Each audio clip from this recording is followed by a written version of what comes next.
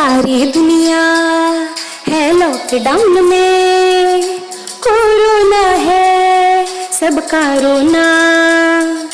डरने वाली बात नहीं है, सावधानी हमको रखनी है। 1 मीटर की दूरी से ही बात है हम सबको करनी है। बच्चों आओ पढ़ो सभी, कोरोना से डरो नहीं। बच्चों आओ पढ़ो सभी, कोरोना से डरो नहीं। पढ़ना लिखना है सबको, आगे बढ़ना है सबको। नमस्कार, मैं doctor Vikas Kumar, principal Sanatan Dharma inter college Meerapur, district Muzaffarnagar. मैं आज आपसे कक्षा 10 प्रथम अध्याय प्रकाश का परावर्तन व अपवर्तन के अंतर्गत प्रकाश के पूर्ण आंतरिक परावर्तन पर आज आपसे चर्चा करूंगा। चर्चा आरंभ करने से पूर्व मैं आप सभी से एक पिक्चर पर बात करना चाहता हूं। इस पिक्चर में ये एक रेगिस्तान का सीन है जिसमें कोई व्यक्ति खड़ा है और वो व्यक्ति अपने से कहीं दूर एक जगह देखता है। तब उसे एक भ्रम होता है जैसे पेड़ उल्टा हुआ रखा है या पानी की कहीं छाया है। इस घटना को यदि हम रेगिस्तान में जाएंगे तब भी हम आराम से देख सकते हैं। ऐसी ना जाने कितनी व्याख्या हैं जिनके हम व्याख्या करना चाहते हैं, जिनको हम समझना चाहते हैं। इस सब की व्याख्या पूर्ण आंतरिक परावर्तन को समझने के बाद हम कर पाएंगे। पूर्ण आंतरिक परावर्तन से पहले मैं आपको लास्ट टॉपिक में पढ़ाई गई 2 घटनाओं का जिक्र करना चाहता हूँ, प्रकाश का परावर्तन और प्रकाश का अपवर्तन। परावर्तन, जब कोई प्रकाश किरण किसी चमकदार पृष्ठ पर हम आपतित करते हैं तब चमकदार पृष्ठ उस प्रकाश को उसी माध्यम में लौटा देता है। इस घटना को प्रकाश का परावर्तन कहते हैं। जब कोई प्रकाश किरण किसी एक माध्यम से किसी दूसरे माध्यम में जाती है तब वह प्रकाश किरण अपने मार्ग से कुछ विचलित हो जाती है। इस घटना को प्रकाश का अपवर्तन कहते हैं। जैसा कि अपवर्तन के नियम मैंने बताए थे। जब कोई प्रकाश किरण विरल माध्यम से सघन माध्यम में जाती है तब उसकी चाल कम हो जाती है और वह अविलंब के पास आ जाती है। माध्यम को 2 वर्गों में वर्गीकृत किया जा सकता है, सघन माध्यम और विरल माध्यम। सघन माध्यम वह माध्यम होता है जिसका अपवर्तनांक अधिक होता है और वह माध्यम जिसका अपवर्तनांक कम होता है विरल माध्यम कहलाता है। जब कोई प्रकाश किरण विरल माध्यम से सघन माध्यम में जाती है, जैसे कि इस पिक्चर में आप देख रहे हैं, तब यह प्रकाश किरण अपने मार्ग से थोड़ा विचलित हो जाएगी। यह प्रकाश किरण जानी चाहिए थी, जैसे डॉटेड में जानी चाहिए थी, किंतु यह प्रकाश किरण कुछ अविलंब की ओर झुक जाती है। यह अपवर्तन कहलाता है। यदि कोई प्रकाश किरण सघन माध्यम से विरल माध्यम में जाती है तब वह अपने मार्ग से इस प्रकार विचलित होती है कि वह अविलंब से दूर हट जाती है।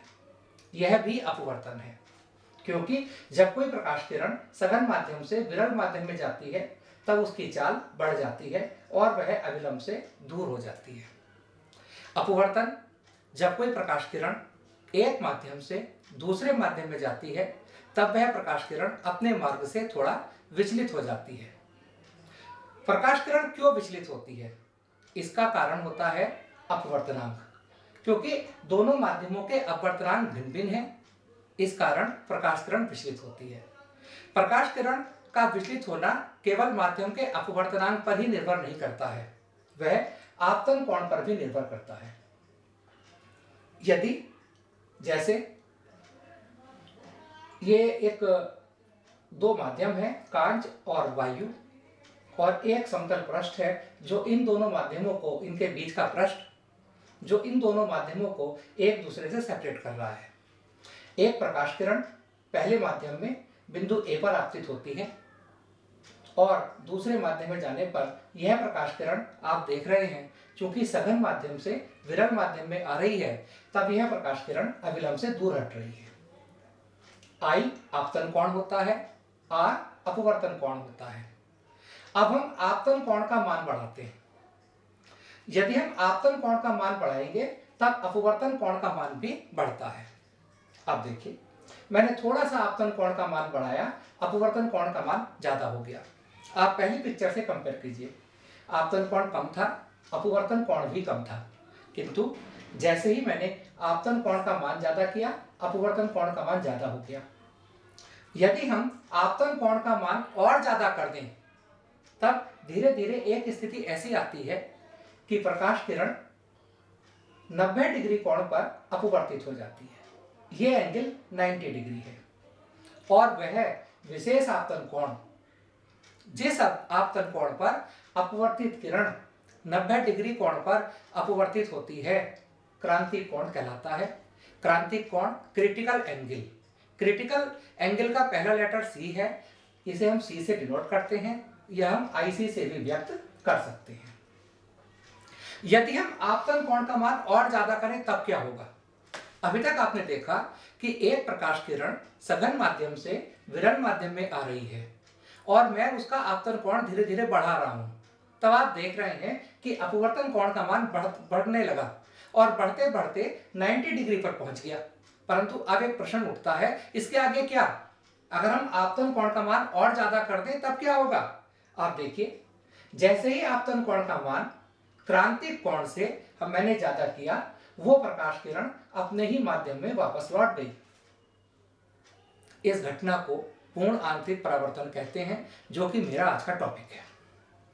इस प्रकार पूर्ण आंतरिक परावर्तन की परिभाषा होती है कि जब कोई प्रकाश किरण किसी सघन माध्यम से विरल माध्यम में जाती है और यदि आपतन कोण का मान क्रांतिक कोण से अधिक होता है, तब वह प्रकाश किरण दूसरे माध्यम में नहीं जा पाती, बल्कि पहले माध्यम में ही वापस लौट आती है, अर्थात उसका पूर्ण आंतरिक परावर्तन हो जाता है, वो पूर्ण रूप से परावर्तित हो जाती है और इस घटना को हम पूर्ण आंतरिक परावर्तन कहते हैं। क्रांतिक कोण, क्रांतिक कोण एक विशेष आपतन कोण है, एक ऐसा आपतन कोण जिस पर यदि हम प्रकाश किरण को आपतित करेंगे तब वह प्रकाश किरण 90 डिग्री कोण पर अपवर्तित हो जाएगी।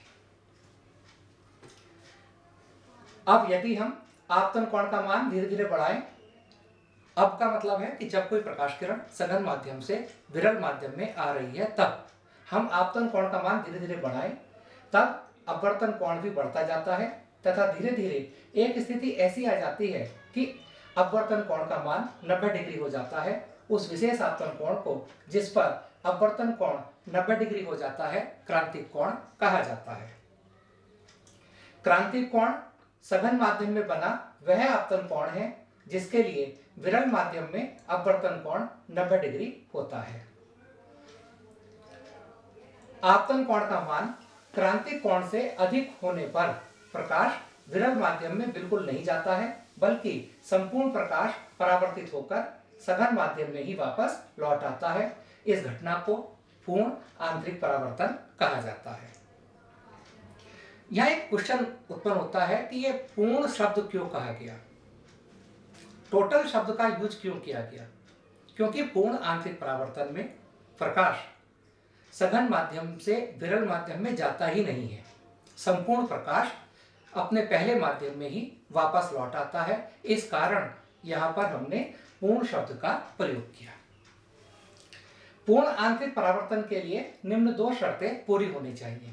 जैसे आप लास्ट 3 इयर्स के अगर क्वेश्चन से देखेंगे तो एक क्वेश्चन आता है कि पूर्ण आंतरिक परावर्तन के लिए मुख्य कौन सी 2 शर्तें हैं।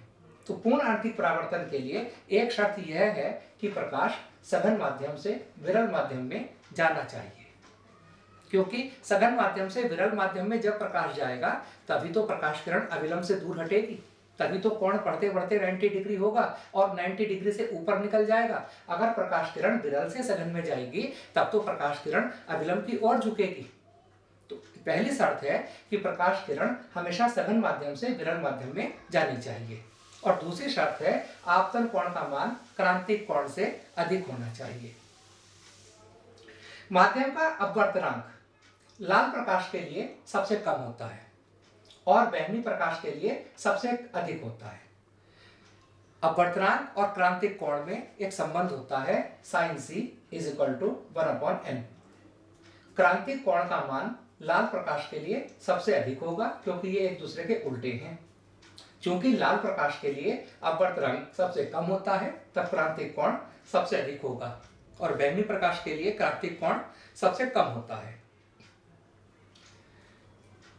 पूर्ण आंतरिक परावर्तन के बहुत से उदाहरण मैं आपको दे सकता हूँ, उसको समझाने के लिए दे सकता हूँ। जैसे ये एक मैं धातु का गोला लेता हूँ, उस धातु के गोले पर एक मैंने कालिक पोत दी है। आप देखिए, एक धातु का गोला है जिस पर मैंने कालिक पोत दी। उस धातु के गोले को मैं पानी के गिलास में डालता हूँ। आप देखिए, यह गोला चमकने लगा, चांदी की तरह गोला चमक रहा है। आपको दिख रहा होगा शायद। यह चांदी की तरह गोला, जबकि गोला काला है। यह कालिक पुता गोला है। एक धातु का गोला मैंने लिया, उस पर मैंने इस पर कालिक पोत दी। कालिक पोतने के लिए काजल हम घर पर बना सकते हैं। एक मोमबत्ती जला लें, उसके ऊपर काजल आ जाएगा, या धातु के गोले को भी सीधा रख सकते हैं। तो आप देखिए, चमकदार बन गया। इसका कारण क्या है? पूर्ण आंतरिक परावर्तन। जो काजल है वो धातु के गोले पर जब मैंने लगाई तो काजल और धातु के गोले और काजल और पानी के बीच एक वायु की परत बन गई। एक वायु की परत बन गई। उस वायु की परत पर, जो जल और वायु के बीच है, उस पानी की परत पर पूर्ण आंतरिक परावर्तन हुआ। इस पूर्ण आंतरिक परावर्तन के कारण ही यह गोला मुझे चमकदार दिखाई दे रहा है। हीरा, हीरे का अत्यधिक चमकदार दिखाई देना। हीरा स्पेशल कटिंग होती है हीरे की, और हीरे में क्या होता है कि हीरे वायु के सापेक्ष हीरे का अपवर्तनांक 2.4 होता है, और हीरे वायु के लिए क्रांतिक कोण 24 डिग्री होता है। जब बाहर का प्रकाश विशेष रूप से कटे हुए हीरे में प्रवेश करता है, तब वह प्रकाश हीरे के भीतर विभिन्न तलों पर बार बार परावर्तित होता है। प्रकाश एक बार लाइट हीरे के अंदर एंट्री कर लेती है, और उसके बाद उसकी कटिंग इस प्रकार की होती है कि उस हीरे के प्रकाश, जो प्रकाश अंदर चला गया, उस प्रकाश का बार बार परावर्तन होता रहता है। उस प्रकाश का बार बार परावर्तन होता रहता है, और एक स्थिति ऐसी आती है कि जब किसी तल पर आपतन कोण 24 डिग्री से कम हो जाता है, अर्थात क्रांतिक कोण से कम हो जाता है। जब तक क्रांतिक कोण से ज्यादा रहेगा तब तक बार बार परावर्तन होता रहेगा, और जैसे ही किसी तल के लिए आपतन कोण का मान 24 डिग्री से कम हो जाता है, तब वह प्रकाश हीरे से बाहर आ जाता है। किंतु वो सभी अपने पृष्ठों से बाहर नहीं आ पाता। कुछ एक इस प्रकार हीरे में सभी ओर से प्रवेश करने वाला प्रकाश कुछ ही दिशाओं में हीरे से बाहर निकलता है, और जब उस दिशा से हीरे को देखा जाता है तब वह हीरा चमकदार दिखाई देता है, और इसी कारण हीरा इतना महंगा होता है। आप रेगिस्तान में मरीचिका की हम बात करते हैं, जिसकी कि मैंने स्टार्टिंग में किया था कि जब हम चैप्टर, आज का टॉपिक मैं समाप्त करूंगा, तब हम इस योग्य हो जाने चाहिए कि हम मरीचिका को, पूर्ण आंतरिक परावर्तन के कारण और भी जितनी प्राकृतिक घटनाएं होती हैं, उनको समझने लायक हम बन जाएं कि हम उसे समझ सकें और औरों को समझा सकें। उससे पहले मैं आपको रेत में जाने से पहले, क्योंकि इस समय मैं राजस्थान में नहीं हूँ, रेत में नहीं हूँ, पर रेत का मैं आपको एक एग्जाम्पल देना चाहता हूँ। रेत गर्म होती है, जैसे उसकी जगह मैंने एक मोमबत्ती लगा दी, और ये जो लेयर है जो मोमबत्ती की लौ के संपर्क में है, इसका टेम्परेचर ज़्यादा होगा। ठीक इसी प्रकार रेगिस्तान में भी जो रेत के संपर्क में वायु होगी उसका टेम्परेचर ज़्यादा होगा, और जैसे जैसे वो परतें ऊपर उठती चली जाएंगी उनका टेम्परेचर कम होता जाएगा। जैसे इस वायु का, यहाँ जो परत है वायु की, उसका टेम्परेचर ज़्यादा है, उसके ऊपर वाली वायु का परत का टेम्परेचर और कम है, फिर ऊपर की लेयर का टेम्परेचर और कम है, फिर और कम है, फिर और कम है। इस प्रकार जो गर्म वायु होगी वो एक विरल माध्यम की तरह व्यवहार करेगी, और उसके ऊपर वाली परत कम विरल होगी, फिर और कम विरल, फिर और कम विरल, फिर और कम विरल, और ऊपर जो वायु की परत होगी वो सघन होगी। मैं आपको एक पिक्चर के माध्यम से मैं आपको राजस्थान ले चलता हूं। जैसे ये देखिए आप, ये एक यहाँ रेत है ये, और जिस परत की मैंने मोमबत्ती की लौ के बिल्कुल पास वाली बात की थी, ये वो परत है। जैसे जैसे परतें ऊपर उठेंगी वायु की, उनका टेम्परेचर घटता चला जाएगा, उनका टेम्परेचर घटता चला जाएगा, और यह परत ज़्यादा विरल होगी। जैसे जैसे परत ऊपर जाएंगी वो सघन परत बनती जाएगी, ये ऊपर वाली परत ज़्यादा सघन होगी। और ये पेड़ है जहाँ खड़ा हुआ, एक व्यक्ति यहाँ है थोड़ा दूरी पर, राजस्थान में रेत पर ही कहीं खड़ा है। तो क्या होगा, जो ऊपर से परत आएगी इस पेड़ के टॉप से, वो परत नीचे की ओर प्रकाश चलेगा। तो जैसे जैसे वो प्रकाश किरण नीचे आएगी तो वो प्रकाश किरण सघन माध्यम से विरल माध्यम में आएगी, लाखों करोड़ों परतें होंगी। और जब उन परतों को लाइट पार करेगी, नीचे आएगी, तब क्या होगा, उस परत, उस वायु प्रकाश किरण को लाखों बार अपवर्तन झेलना होगा, लाखों बार उसका अपवर्तन होगा। और जब भी कोई प्रकाश किरण सघन माध्यम से विरल माध्यम में आती है, तब वह प्रकाश किरण अविलंब से दूर हट जाती है। जैसा हमने बताया था कि जब भी कोई प्रकाश किरण सघन माध्यम से विरल माध्यम में आती है, तब वह प्रकाश किरण अविलंब से दूर हट जाती है। यह प्रकाश किरण ऊपर वाली परत से नीचे वाली परत में आई, अविलंब से दूर हटी, फिर नीचे वाली परत में आई और अविलंब से दूर हटी, फिर अपवर्तन हुआ, फिर एक बार और अपवर्तन हुआ, फिर एक बार और अपवर्तन हुआ, और बार बार बार बार अपवर्तन होता चला गया। एक स्थिति ऐसी आती है धीरे धीरे, इस पॉइंट तक आते आते, वो पॉइंट कहीं भी हो सकता है बीच में, एक स्थिति ऐसी आती है कि आपतन कोण का मान क्रांतिक कोण से ज्यादा हो जाता है और पूर्ण आंतरिक परावर्तन की घटना होती है। और पूर्ण आंतरिक परावर्तन की घटना होने पर जो प्रकाश किरण ऊपर से नीचे की ओर आ रही थी, वो वापस उसी माध्यम में जाने लगती है। और अब प्रकाश किरण चूंकि विरल माध्यम से सघन में जा रही है, तब अब प्रकाश किरण अविलंब की ओर झुकना शुरू हो जाएगी, और वो प्रकाश किरण झुकते झुकते झुकते झुकते इस व्यक्ति की आंख में जाएगी। इस व्यक्ति को जो वहां खड़ा है, वो आप भी हो सकते हैं, मैं भी हो सकता हूं, या कोई भी हो सकता है। उस व्यक्ति को ऐसा एहसास नहीं होगा कि यह प्रकाश किरण बैंड होके आ रही है। उस व्यक्ति को आभास होगा कि जैसे यह प्रकाश किरण यहां से आ रही है, और वो ऐसा लगेगा उसे कि चूंकि सभी जानते हैं, सभी क्या, हमारी आंख को भी एहसास है कि प्रकाश हमेशा सीधी रेखा में चलता है, और उस व्यक्ति को एहसास होगा कि यह प्रकाश किरण नीचे से कहीं आ रही है, और उसे एक भ्रम हो जाएगा कि कहीं दूर एक पानी है रेगिस्तान में, और इसे रेगिस्तान की मरीचिका बोला जाता है। और अगर वो व्यक्ति वहां जाकर देखेगा तो वहां ऊपर पेड़ ही खड़ा मिलेगा या कोई और चीज खड़ी होगी जिससे प्रकाश नीचे तक आ रही थी, और पूर्ण आंतरिक परावर्तन की घटना हुई और वो प्रकाश किरण बैंड होके मुड़ के ऊपर चली गई। यही सब हुआ होगा। इस प्रकार हम मरीचिका को समझ सकते हैं। मरीचिका का कारण है पूर्ण आंतरिक परावर्तन। मैं आपको इसकी व्याख्या लिख दी है थोड़ा सा, उसे मैं थोड़ा सा आपको फिर से व्याख्या करता हूं।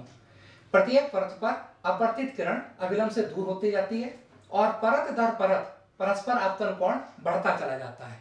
एक स्थिति ऐसी आती है कि आपतन कोण का मान क्रांतिक कोण से अधिक हो जाता है। इस स्थिति में प्रकाश किरण का पूर्ण आंतरिक परावर्तन हो जाता है और किरण ऊपर की ओर वापस लौट जाती है।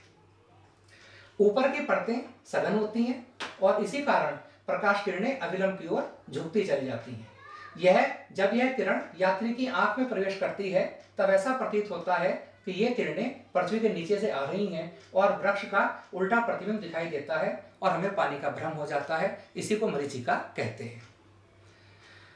अब इसका विपरीत मैं आपको बताता हूं। मरीचिका केवल गर्म प्रदेश में ही नहीं होता, ठंडे प्रदेश में भी होता है। अब आपको मैं ठंडे प्रदेश में ले जाने का प्रयास करता हूं।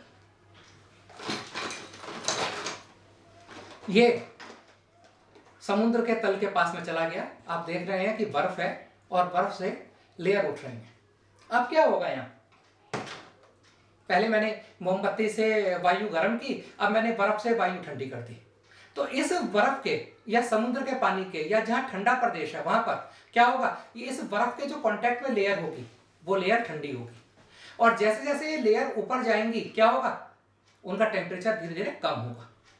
यहाँ पर जो वायु है वो सघन माध्यम बनाएगी क्योंकि ठंडी है, और ऊपर कम सघन और कम और ऊपर विरल माध्यम बनेगा। इस प्रकार मैं कह सकता हूं ठंडे देशों में क्या होता है कि बहुत ठंडे देशों में समुद्र पर दूर की वस्तुओं के प्रतिबिंब वायु में उल्टे लटके दिखाई देते हैं। इसका कारण क्या है? जल तथा बर्फ में लगी वायु की परतें ठंडी होने के कारण सघन हो जाती हैं और ऊपर की परतें विरल हो जाती हैं। रेगिस्तान की मरीचिका का बिल्कुल उल्टा हो गया। देखिए आप, ये है जहाज और ये वो व्यक्ति है जो उस जहाज को देखना चाहता है, दूर बैठा है। अब यहाँ पर क्या होगा, ये परतें वायु की ठंडी होंगी और वायु की परतें ठंडी होने के साथ साथ ये सघन होंगी। जैसे जैसे वायु की परतें ऊपर उठेंगी ये क्या होगा, विरल होती जाएंगी। अब ये प्रकाश किरण यहाँ से चलती है सघन से विरल की ओर, सघन से विरल की ओर चलती हैं और जैसे रेगिस्तान में हुआ था राजस्थान में, वैसे ही ठंडे प्रदेश में होगा। बार बार क्या होगा, अपवर्तन होना शुरू हो जाएगा। अपवर्तन धीरे धीरे होगा तो प्रकाश किरण अविलंब से दूर हटती जाएगी और एक स्थिति आपतन कोण का मान बढ़ता जाएगा और एक स्थिति ऐसी आ जाएगी कि आपतन कोण का मान क्रांतिक कोण के मान से ज्यादा हो जाएगा। और वो स्थिति यहाँ आई है, इस जगह, इस पॉइंट पर जाकर पूर्ण आंतरिक परावर्तन होगा और प्रकाश किरण चूंकि पूर्ण आंतरिक परावर्तन हो रहा है, कोई भी भाग का अपवर्तन नहीं होगा और यह प्रकाश किरण जिस माध्यम से आई थी सघन माध्यम से, उन्हीं माध्यम में लौटने लगती है। और अब चूंकि प्रकाश किरण विरल से सघन में आ रही है, तब यह प्रकाश किरण अविलंब की ओर झुकेगी और झुकती झुकती ये उस व्यक्ति के आंख में चली जाएगी। फिर वही भ्रम होगा। अगर आप या मैं या कोई भी वहां बैठा है तो उस व्यक्ति को तो एहसास ये होगा कि प्रकाश सीधी रेखा में चलता है, कोई बैंड होके तो आया नहीं होगा।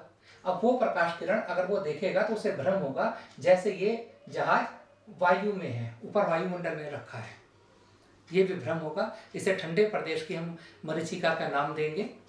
ये भी भ्रम, इसका कारण भी कौन हुआ, पूर्ण आंतरिक परावर्तन। पूर्ण आंतरिक परावर्तन के और भी बहुत से एग्जाम्पल्स हैं। आप देखते होंगे अपने घर में जब खिड़की टूट जाती है, खिड़की का कांच टूट जाता है, कार का आगे का शीशा टूट जाता है, तो कभी कभी वो जो दरार आती है शीशे में वो तेज चमकती है। साधारण शीशे के मुकाबले वो दरार ज्यादा तेज चमकती है। उस दरार के चमकने का कारण भी पूर्ण आंतरिक परावर्तन है। कुछ न्यूमेरिकल पोर्शन हम करते हैं, कुछ न्यूमेरिकल पोर्शन हम करते हैं। देखिए, जैसे एक प्रकाश किरण सघन माध्यम से विरल माध्यम में जा रही है, यदि आपतन कोण व अपवर्तन कोण क्रमशः 45 डिग्री व 90 डिग्री है। आपतन कोण को कहते हैं आई, अपवर्तन कोण को कहते हैं आर। तब क्रांतिक कोण का मान कितना होगा? अभी मैंने बताया था आपको, अभी मैंने क्या बताया था आपको?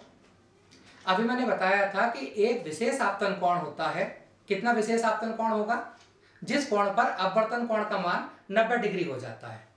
यह एक विशेष आपतन कोण 45 डिग्री, इस विशेष आपतन कोण पर अपवर्तन कोण का मान 90 डिग्री है, तब यह आपतन कोण ही क्रांतिक कोण होगा। इससे आपको न्यूमेरिकल को करने से क्रांतिक कोण की डेफिनेशन भी क्लियर हो जाती है कि ये आपतन कोण 45 डिग्री जो है ये ही क्रांतिक कोण है, क्योंकि इस आपतन कोण के लिए अपवर्तन कोण 90 डिग्री है। एक फॉर्मूला मैंने बताया था, n = 1/sin c। c की वैल्यू लगा दी 45, sin 45 की वैल्यू होती है 1/√2, n = √2, n = 1.414। एक न्यूमेरिकल और लेते हैं।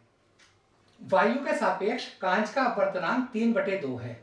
वायु के सापेक्ष कांच का अपवर्तनांक कांच का है, वायु के सापेक्ष है। वायु एयर, कांच ग्लास, ये ANG की वैल्यू है, क्योंकि कांच का अपवर्तनांक है, वायु के सापेक्ष है और 3/2 है। तब कांच के सापेक्ष वायु का अपवर्तनांक क्या होगा? कांच के सापेक्ष वायु का अपवर्तनांक GNA, ANG का बिल्कुल उल्टा होगा। GNA = 1/ANG, उनकी वैल्यू पुट करते हैं, उल्टी आ जाएगी 2/3। अगर कहीं पर WNG लिखा है तो WNG का मतलब होगा ग्लास का अपवर्तनांक, कांच का अपवर्तनांक जल के सापेक्ष। जो पहला लेटर है उसके सापेक्ष और जो बाद का लेटर है उसका अपवर्तनांक। WNG का मतलब होगा जल के सापेक्ष कांच का अपवर्तनांक। WNG का मतलब यह भी होगा कि जिसका अपवर्तनांक हम ज्ञात कर रहे हैं, जैसे कांच का, तो वायु के सापेक्ष कांच का अपवर्तनांक हम ऊपर लिखेंगे और जिसके सापेक्ष हम कर रहे हैं वो नीचे लिखा जाएगा। W वाटर, जल का अपवर्तनांक, वायु के सापेक्ष जल का अपवर्तनांक। एक न्यूमेरिकल और लेते हैं। जल तथा कांच के अपवर्तनांक क्रमशः 1.35 और 1.5 हैं। ये दोनों अपवर्तनांक वायु के सापेक्ष हैं। यदि प्रकाश किरण कांच से जल में जा रही है तब कितना अपवर्तनांक होगा? प्रकाश किरण कहाँ जा रही है? कांच से जल में। तो हम जल का अपवर्तनांक ऊपर लिखेंगे, कांच से जल में जा रही है, और जल का अपवर्तनांक हम नीचे लिखेंगे। जिसका अपवर्तनांक ज्ञात करना होता है उसको हम ऊपर लिखते हैं, और जिसके सापेक्ष ज्ञात करना होता है उसको हम नीचे लिखते हैं। ये ए एंड डब्ल्यू है, वायु के सापेक्ष जल का अपवर्तनांक 1.35, ये वायु के सापेक्ष कांच का अपवर्तनांक 1.5, और मुझे ज्ञात करना है कांच से जल में जा रही है तो कांच के सापेक्ष जल का अपवर्तनांक। चूंकि मुझे जल का अपवर्तनांक ज्ञात करना है तो जल का अपवर्तनांक ऊपर लिखा जाएगा, कांच के सापेक्ष करना है तो कांच का अपवर्तनांक नीचे लिखा जाएगा। दोनों वैल्यू पुट कर देता हूं, आंसर 0.9 आ जाता है। एक न्यूमेरिकल और हम देखते हैं। वायु के सापेक्ष जल व कांच के अपवर्तनांक क्रमशः 1/3 व 1/2 है। जल का कांच के सापेक्ष अपवर्तनांक ज्ञात कीजिए। जल का कांच के सापेक्ष अपवर्तनांक, हमें जल का अपवर्तनांक ज्ञात करना है तो मैं जल का सिंबल बाद में लिखूंगा। कांच के सापेक्ष ज्ञात करना है, कांच को पहले लिखूंगा। जब मैं फॉर्मूला बनाऊंगा तो W वाला मान ऊपर जाएगा क्योंकि मुझे उसका अपवर्तनांक ज्ञात करना है। G वाला नीचे लिखूंगा। चूंकि ये दोनों अपवर्तनांक वायु के सापेक्ष हैं तो शुरू में A लिखूंगा। इन दोनों की वैल्यू पुट कर देंगे, आंसर आपको मिल जाएगा। ऑनलाइन अभ्यास, पहली बात आपका बहुत बहुत धन्यवाद। और प्रस्तुत अध्याय के संबंध में पाठ्य सामग्री तथा अभ्यास कार्य मानव संसाधन विकास मंत्रालय भारत सरकार द्वारा विकसित दीक्षा मोबाइल एप्लीकेशन पर उपलब्ध है। अपने मोबाइल में आप दीक्षा ऐप डाउनलोड कर लें। उस दीक्षा मोबाइल में डाउनलोड करने के बाद आप अपने क्वेश्चन आंसर अपने एक्सरसाइज कर सकते हैं। बहुत बहुत धन्यवाद। Thank you. 26 मिनट हो गए ना।